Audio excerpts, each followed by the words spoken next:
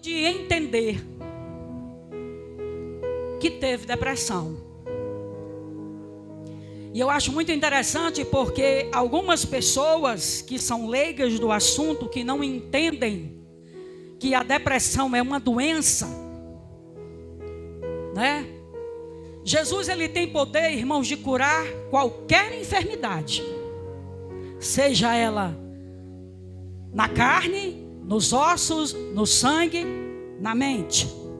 Mas se você sair daqui, Deus o livre, você for atropelado, você vai querer que ligue para o pastor da igreja vir orar, ou você vai querer que ligue para o SAMU?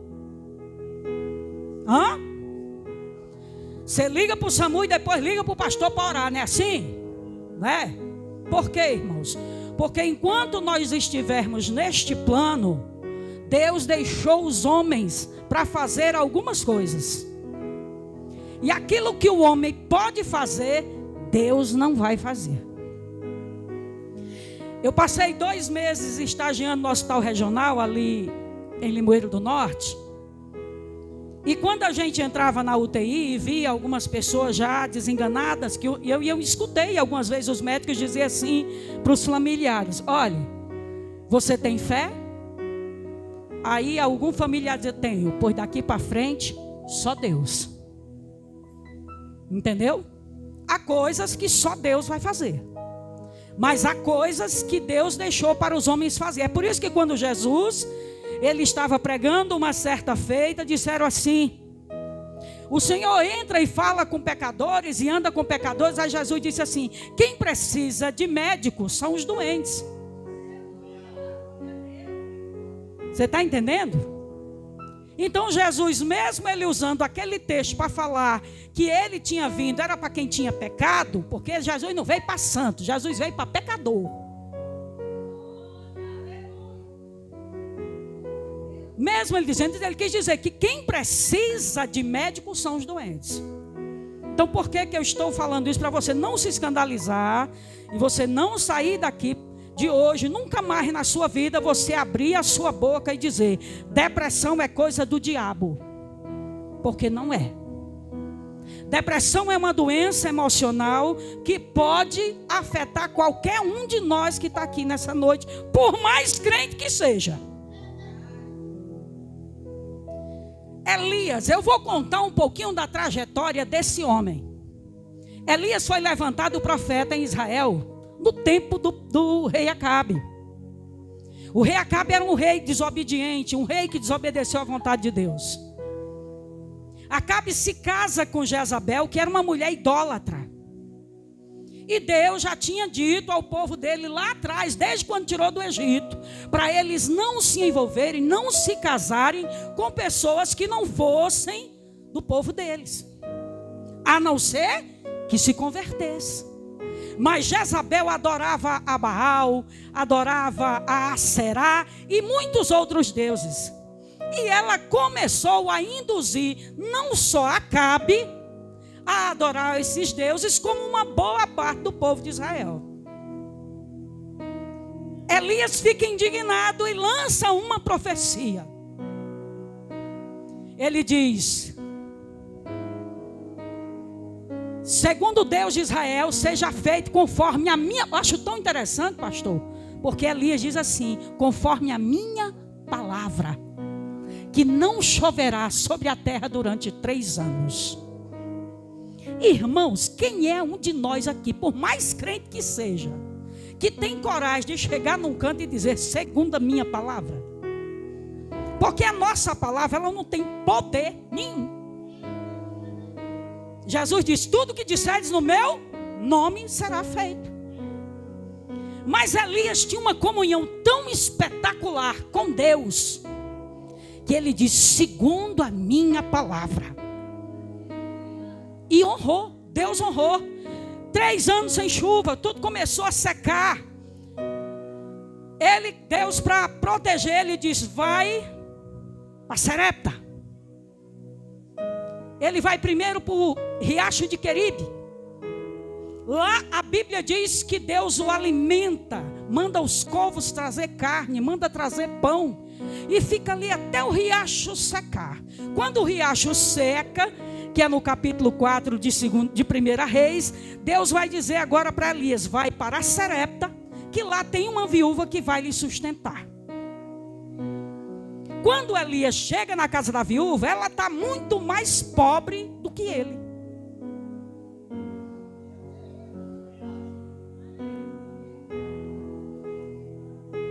A viúva está catando uns cavacos, uns garranchos para fazer um fogo.